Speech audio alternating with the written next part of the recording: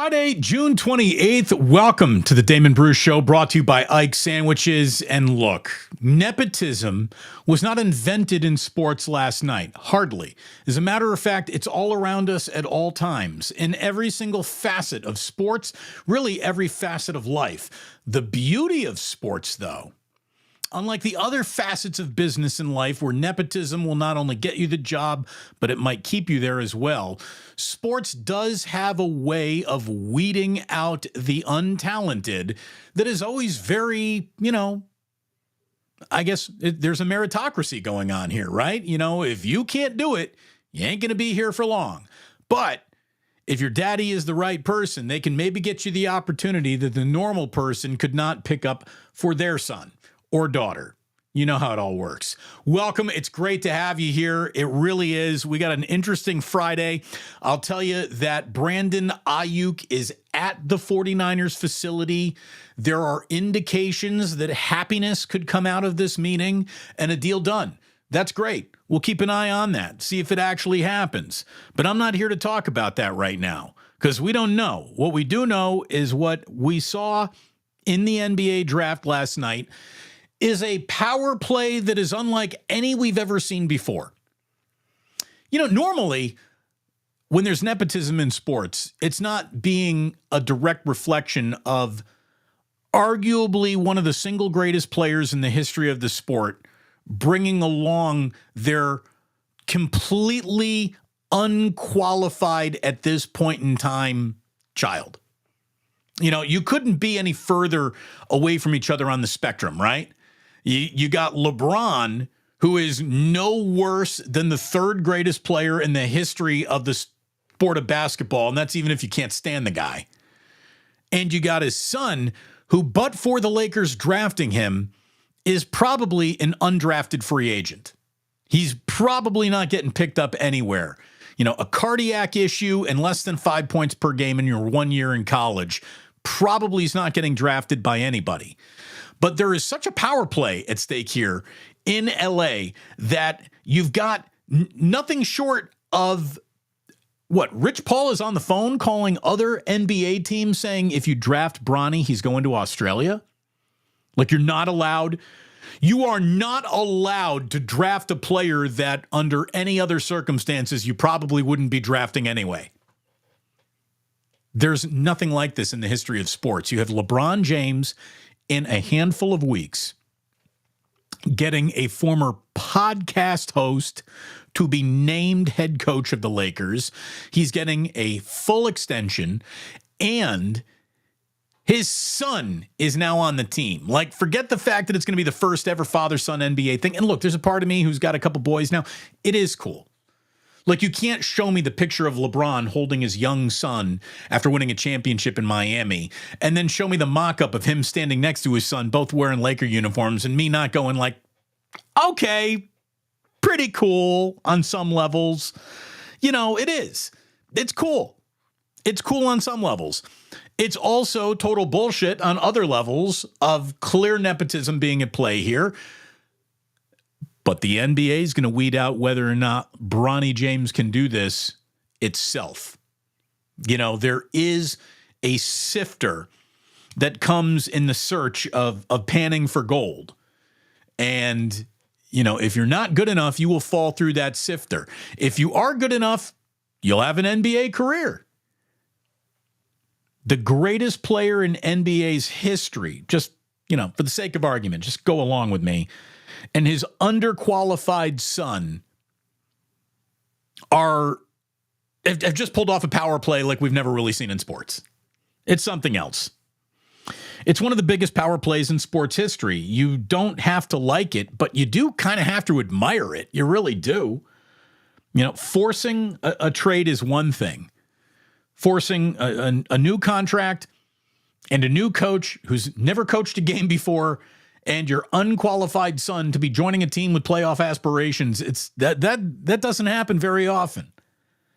Again, I don't hate it. I'm not surprised that it happened. I'm not offended that it happened. You shouldn't be offended that it happened. Just Tom Haberstroh the other day gave the Lakers all the coverage they need.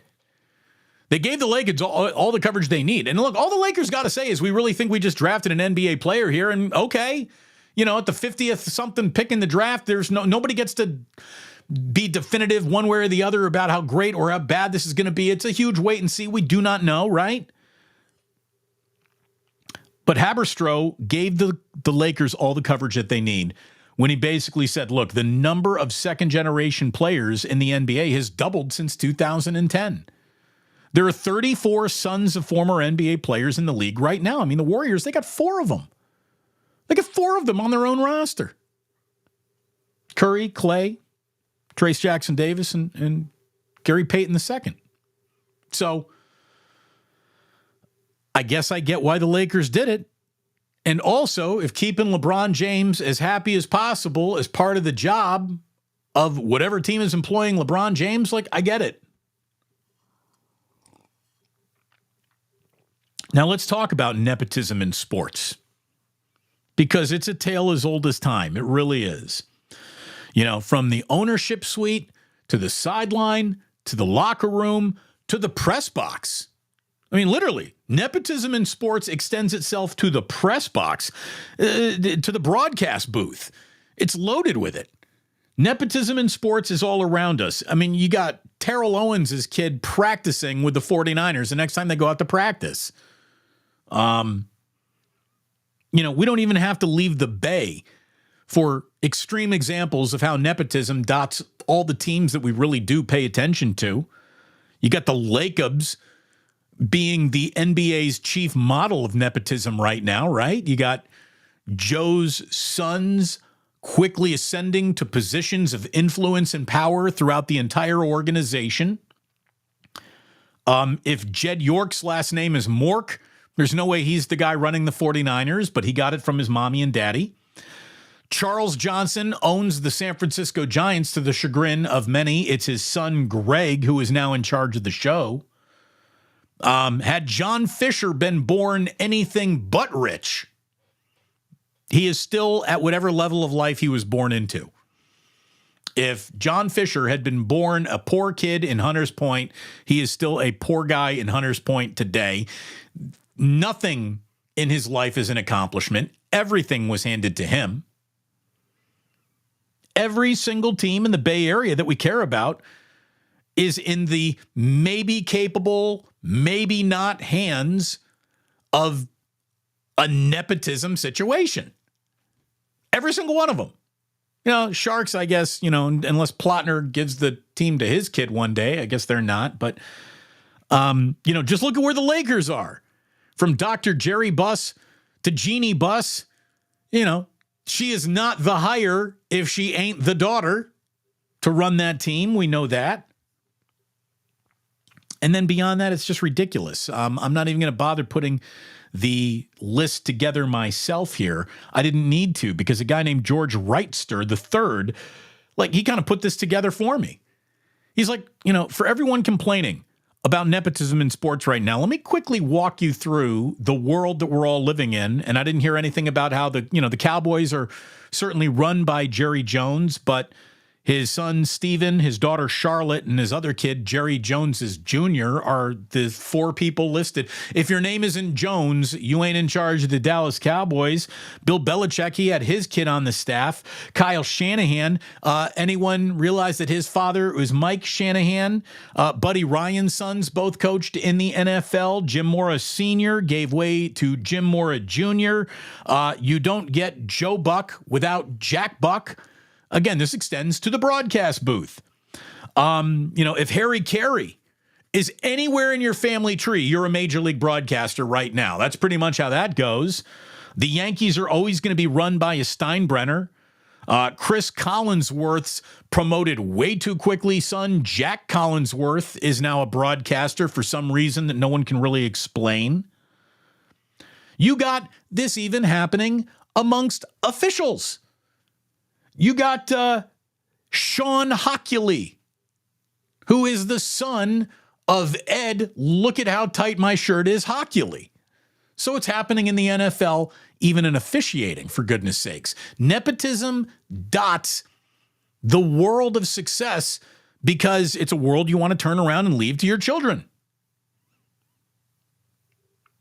You can get away with it in business for a little while. You can't get away with it in sports. Again, nepotism in sports will get you the job. It will not keep you there. That's the beauty of the meritocracy of sports. I even brought this up with Larry, talking about nepotism.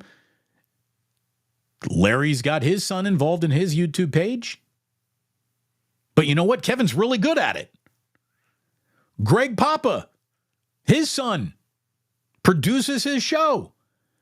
Doesn't Mike Silver's son now work at KNBR? I mean, it happens everywhere. It happens on the highest, I'm LeBron James and I'm getting my kid drafted, all the way down to I got my kid an internship at KNBR. It happens everywhere. So for people to be like clutching their pearls and saying, I can't believe that this is the world that I'm now living in and LeBron shouldn't have been able to do this. No, we've just never seen it done this like bold-facedly on the face of the surface of the sun, like happening. It's really something else. So since we're talking a little basketball here, let's go ahead and talk about what the Warriors actually come away with from the 2024 NBA draft. Who have they walked away with? Well, first of all, they traded out of the second round to trade themselves back into the second round. And in that transaction, they add wing Lindy Waters III from Oklahoma City. He's played about 100 NBA games. He's never really made much of an impact. He's a little bit of a shooter, and now he's a Golden State Warrior. Okay. Quentin Post is a 7-foot stretch 5, 24-year-old kid out of Boston College who was their draft pick. Quentin Post conceptually fits the Warriors really well. Imagine Dario Saric, but with a little bit more rebounding and defense. That's what kind of they're hoping they've got here. Some guy who can come out, legitimately shoot and hit a three and give you a little size down low when he's not pulling the other defender out of the lane. Okay, we'll see. Again, conceptually, Quentin Post makes an awful lot of sense for the Golden State Warriors. He averaged 17 points, 8 rebounds, and nearly 2 blocks a game in the ACC. Okay. He's not much of an athlete. But again, if he understands where to be on a basketball court and how to take advantage of his own size to either get in the way of your shot or get his own shot off, maybe there's something there to work with. We will all find out together. We'll all find out together. The only other thing that you really need to know about yesterday is that Anthony Slater said that the Warriors traded cash to reacquire the 52nd pick when they drafted Quentin Post. That officially hard caps the Warriors at the second apron, which they are now unable to go over this season, which was the plan regardless, but there you go. So now they're painted into that corner, which may not affect the deal that they do or don't make, and everybody is waiting to see what Mike Dunleavy Jr. has up his sleeve in terms of who they might be trading for. Paul George needed, Chris Paul. I got my Pauls mixed up. The Warriors have pushed back Chris Paul's guaranteed date on his $30 million deal, so they got a little bit more time now over the weekend and maybe into next week to figure out what to do with him, see if anyone will come for his expiring contract. The type of player that you would get back in a Chris Paul got traded would be a significant player. That would be a $30 million a year player. What to do with Andrew Wiggins? The Warriors are so worried about Andrew Wiggins getting hurt in the Olympics, they're forbidding him from playing in it. He will not be playing in the Olympics because the Warriors are trying to trade him too. So the last thing they need is some medical reason that they can't trade Andrew Wiggins, so they're not allowing him to go play for Team Canada, and the Warriors are catching some flack for that. And I'm going to tell you right now, tough titties.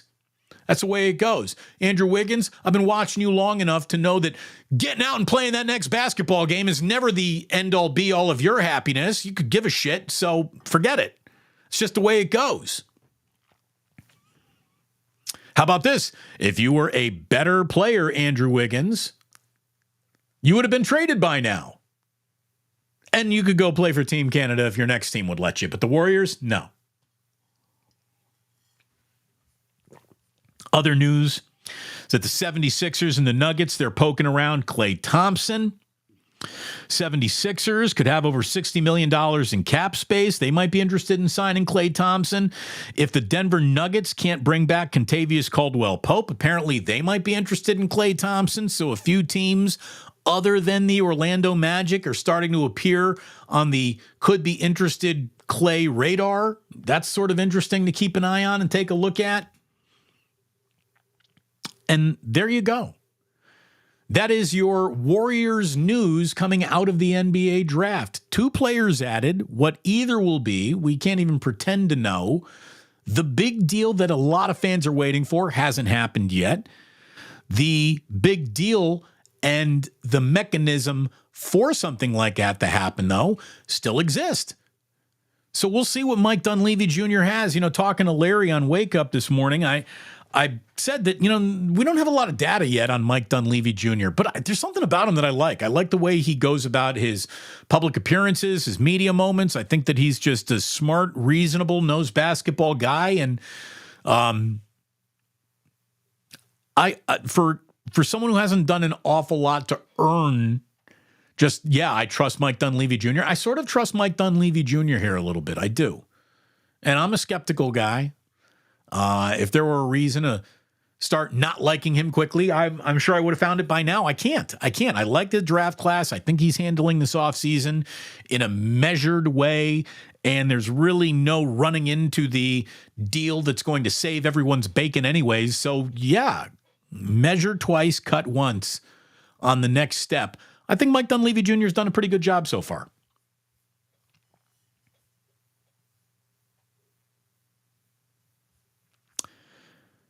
Dodgers. Oh, boy. Shohei Ohtani going to be hitting 480-foot bombs at 24 Willie Mays Plaza over the weekend. Cubs got a game off the Giants. I told you they were going to get a game. They got the getaway game. I was there yesterday. What a gorgeous day at the Yard. Really gorgeous day at the Yard. Sat in the bleachers for the first time in a long time. They did a really nice job reconfiguring that bleacher situation underneath the little play area for kids to go sort of bum around in. They got some neat table areas that you can go hang out in. It's not just the arugula kale yard Hunter Pence thing out there anymore. They got a lot of stuff out there. They've done it's great that the San Francisco Giants have figured out a way to finally make some money in that ballpark. It really is. I'm so happy for them. But God, that park is beautiful. And on a gorgeous day, it's beautiful. And I was walking around the bleachers, just impressed by the whole thing. It really is. That ballpark is so phenomenal. It deserves a better baseball team in it. It really does. Talk about GMs that you don't have confidence in. Farhan, I'm kind of looking at you. ELW 513. Hey, Bruce, cool to listen to you on Twitter. Yeah, big audience on Twitter. Thank you very much. Make sure, though, that you're signed up, if you would please, to come over and hang out on YouTube. That's where I need you to be watching right now, if you don't mind me saying. Joe G, yes, I did eat some Gilroy garlic fries. And then, by the way, when I was leaving the ballpark, I started walking towards Chase Center, and I walked past the Visa building, and I could not help but notice that my man Ike's new location is going through a little bit of a soft opening right now. The Damon Bruce is the third sandwich over there on the menu. Get yourself to Ike's. If you walk in person, you'll be very, very happy. But download that Ike's app and start eating your way towards free sandwiches. Do it now. You will be happy that you did. I don't know what you got. Lunch plans over the weekend. Get to Ike's. Have Ike's delivered to you. Use the Ike's app. If you are signed up before midnight on January 3rd, Ike is going to put $4 in there on the 4th of July for you to play with. So you need to be signed up on the Ike's app. Do it today. And then, you know what? I don't know what you're doing this weekend, but you should probably do it at the Dubliner. Grab a little drink over there. Say hello to the boys. Tell them that Damon Bruce Show sent you in, and you're just here to, have a beer, have a shot, hang out, meet good people, watch a little sports, enjoy yourself, get out of the sun into a nice, beautiful, mahogany, dark bar. My kind of bar. It really is. The Dubliner in West Portal. Tell them that we said hello when you walk on in and have yourself a grand old time when you get to the Dubliner. San Bruno Mike says the Giants are that kind of house that have great curb appeal, but once you get inside, it's a mess. You're like, yeah, I don't know about this kitchen. Don't like the cabinets. I need more closet space. You know, that's some square footage that you're not allowed to report yet because it's not actually, contracted out and the city hasn't approved it. Now I'm describing the downstairs floor of my house. And one of the reasons why I'm going to be wrapping up today's show here in a little bit is because it's a gorgeous Friday outside. I think I need to get off the internet today, and you probably should too. And I got a lawn to mow. Speaking of curb appeal. So it should be a good weekend. So, let's see. Chef A. Nepotism happens in every business. Russ and Daughters in New York, perhaps one of the best delis ever, actually. Okay, yeah, look, and daughters and sons and family, I don't have a problem with it. People get angry about like nepotism in Hollywood. Well, it's sort of a culture that you're a part of or you're in. And when it comes to Hollywood, good-looking people are needed. If you are the son of a former star or starlet or daughter of star or starlet, chances are you got some DNA attributes the same way that sons and daughters of professional athletes have DNA attributes that those looking to hire are looking for.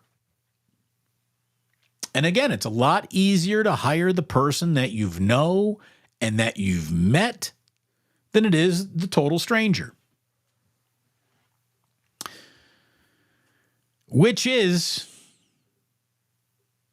going to bring us to what I'm sure a lot of people watched last night. I'm going to warn anyone right now, you're going to get a little slice of politics right here. But I'm nearly not even going to get political. I'm going to talk about just what was needed and what didn't happen.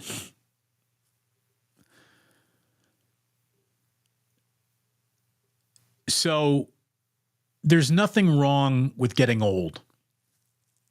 As a matter of fact, I suggest all of you do everything you can to get as old as you can as you continue living life. Because the first day that you're no longer getting older, it means you're dead.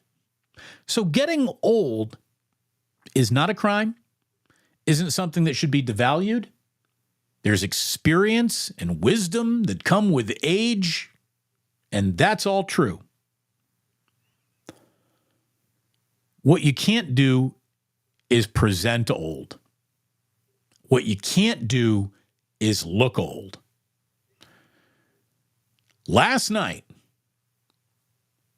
one man who decided to stand up and lie with authority had those lies land with more gravity than the other man who, without any authority, couldn't even defend himself, point out inaccuracies, and that was bad. That was bad last night. And it might be time to go to the bullpen. It also could just be a really bad 90 minutes. And a guy who has done a pretty good job over the last 3.5 years, all noise and information silos considered. But image matters, especially in a world where truth and substance become harder to find. That was not good. That was not good for America, for journalism, for anybody involved. You are watching the decline of an empire in real time, and I'm going to tell you that without an absolutely honest, trustworthy media, democracy is going to fucking die anyways. So, that's really all I have to say. And, I didn't want to click on that. I wanted to click on this. No, wait, hold on. Didn't want to click on that. I wanted to click on this. Here we go. True Blue forever. Whenever you're quoting Def Leppard, I'm in. Rock of Ages. It's better to burn out than fade away.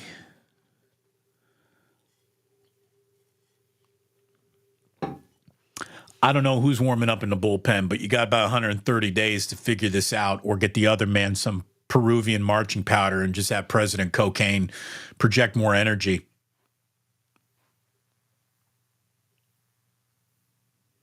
The Bear is back on TV, though. That's good. I haven't seen a single episode of The Bear. People keep telling me I'm going to love it when I start watching it. Jillian and I are going to put that on the the list next. I feel like Damon would like The Bear. Chicago ties, restaurant scene. Yeah, no, it's got me written all over it. I think we are going to start checking that out. I'm certainly not going to be watching any news anytime in the next week because it ain't going to be good. I want to thank you for watching. I want to thank you for supporting. I want to thank you for liking and subscribing. Everything we're doing here on the Plus, we have officially cracked 21,400 subscribers as of right now. I thank you. If you are not subscribing, please do so. If you just think that's a bridge too far, maybe hit like, help the algorithm out. We do appreciate it, but I do appreciate all you very, very much. Thank you for being here today. I am going to go mow my lawn, and I'm going to go be nice to people today. That's what I'm going to do. You go be nice to people too. And I'm also letting you know that I'm going to be keeping an eye on any developing Brandon Ayuk news, some Warrior trade news. So as much as I want to get away from the internet, I guess I got to keep opening it. Shit. There we are once again. Thank you so much for tuning in. Please do remember that sports don't build character. They reveal it. And like that, he's